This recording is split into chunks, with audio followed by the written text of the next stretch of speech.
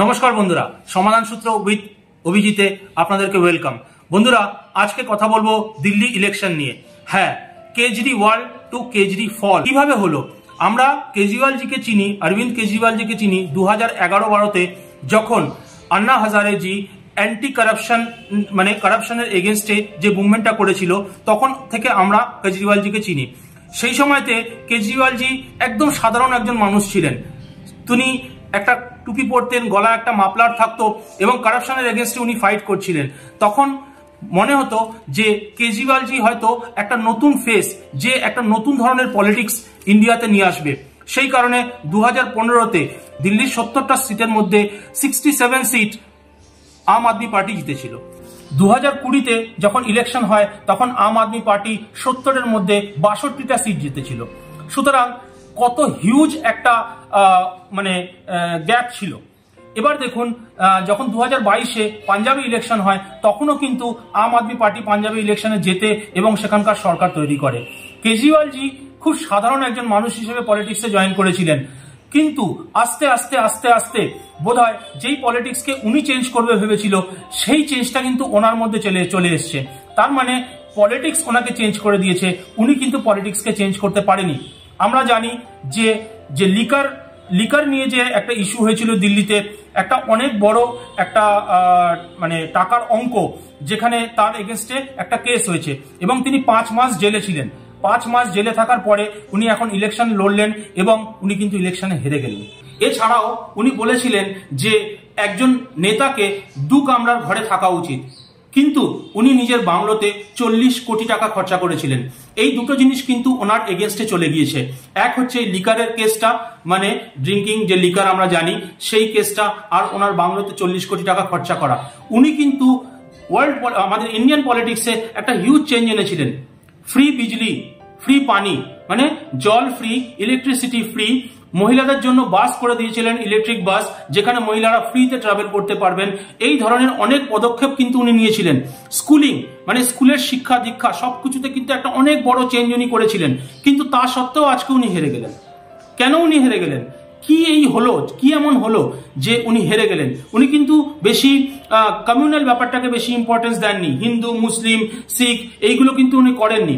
কিন্তু ওনাকে যেভাবে মানুষ বিশ্বাস করে, যখন উনি প্রথম চিফ মিনিস্টার হিসেবে শপথ গ্রহণ করেছিলেন, তামিলনাড়ু, অন্ধ্রপ্রদেশ, এখান থেকেও কিন্তু লোক এসেছিল এবং একটা সময়তে এটা মনে করা হচ্ছিল যে যদি কম্বাইন্ড সরকার হয়, বিজেপির এগেনস্টে যদি কোনো সরকার তৈরি হয়, তাহলে হয়তো প্রাইম মিনিস্টার ক্যান্ডিডেট কেজরিওয়ালজি হতে পারেন।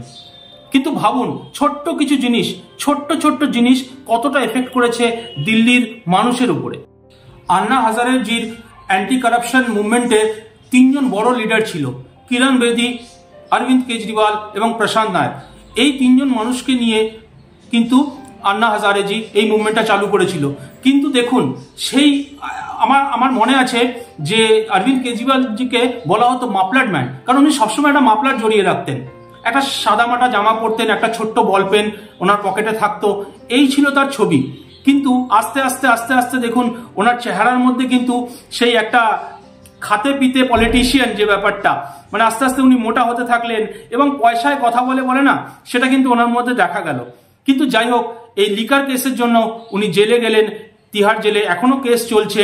কিন্তু আজকে দিল্লির গভর্নমেন্ট পরিবর্তন হয়ে গেল। দিল্লিতে যে পলিউশন ইস্যুটা, এই ইস্যুটা নিয়েও কিন্তু উনি কিছু করে উঠতে পারেননি। দিল্লির রাস্তাঘাট নিয়েও অনেক সবার প্রবলেম ছিল। এই সমস্ত কারণগুলো একত্রিত হয়ে কিন্তু আজকে উনি আম আদমি পার্টির সেই বড় লিডার কেজরিওয়ালজি, সেখান থেকে কিন্তু এখন উনি হেরে গিয়ে দিল্লির সরকার কিন্তু ওনার থেকে চলে গেল। তো একজন মানুষের উত্থান এবং পতন, সেটা যে কখন হবে, কিভাবে হবে, কেউ বলতে পারে না। পলিটিক্সকে চেঞ্জ করতে এসে নিজেই চেঞ্জ হয়ে গেলেন। সুতরাং দিল্লির পলিটিক্সের দিল্লির এই ইলেকশনের রেজাল্ট আমাদেরকে কি বলছে? দিল্লির এই ইলেকশনের রেজাল্ট আমাদেরকে বলছে যে মানুষ ফ্রিতে দিলে নিশ্চয়ই নিয়ে নেবে। ফ্রিতে আপনি জল দিন, ইলেকট্রিসিটি দিন, সবকিছু তারা নিয়ে নেবে। কিন্তু আসল জিনিস হচ্ছে রোজগার। মানুষকে রোজগার দেওয়ার চেষ্টা করুন। যারা বড় বড় পলিটিশিয়ান আমাদের পুরো ভারতবর্ষে আছে, তারা ক্লিন পলিটিক্স করুন। মানে মানুষের আসল কাজ হচ্ছে মানুষের প্রত্যেক দিনকার জীবনটা যাতে ভালোভাবে কাটে সেটা দেখার। ফ্রিতে দিয়ে দিলেই হবে না। রাস্তাঘাট, রোজগার, এইগুলোর দিকে বেশি আমার মনে হয় বেশি আরো লক্ষ্য দেওয়া উচিত। শুধুমাত্র ফ্রিতে দিলাম তাতেই লোক আমাকে ভোট দেবে, আমাকে জিতিয়ে দেবে, তা নয়। কারাপশনটাকে শেষ করতে হবে। কারাপশনটা কখনোই শেষ হচ্ছে না, সে যে পলিটিক্স যেই গভর্নমেন্টই আসুক না কেন, কারাপশনকে কেউ শেষ করতে পারছে না। কারণ কারাপশন আমরাই করি এবং আমরা করতে বাধ্য করি। সামনে যে মানুষটি অফিসারে বসে আছে তাকে আমরাই ঘুষ দিই, ঘুষ দিয়ে তাকেই আমরা বলি যে আমার এই কাজটা করে দিন, আমি শর্টকাটে যেতে চাই। সুতরাং এই পলিটিক্স আর চলবে না, সেটা দিল্লির ইলেকশন রেজাল্ট আমাদেরকে বুঝিয়ে দিয়েছে। আমরা ফ্রি চাই না, আমরা জব চাই, কাজ করে খেটে রোজগার করে ভালো থাকতে চাই। আশা করব আপনাদের ভিডিওটা ভালো লাগলো। আমি কেজরিওয়ালজি সুস্থ থাকুক, ভালো থাকুক, দিল্লিতে খুব ভালো গভর্নমেন্ট হোক, সবাই ভালো থাকুন এই আশা রাখছি। ভিডিও যদি ভালো লাগে একটা লাইক করবেন, নতুন হলে সাবস্ক্রাইব করবেন। আবার দেখা হবে পরের ভিডিওতে। জয় হিন্দ, জয় ভারত।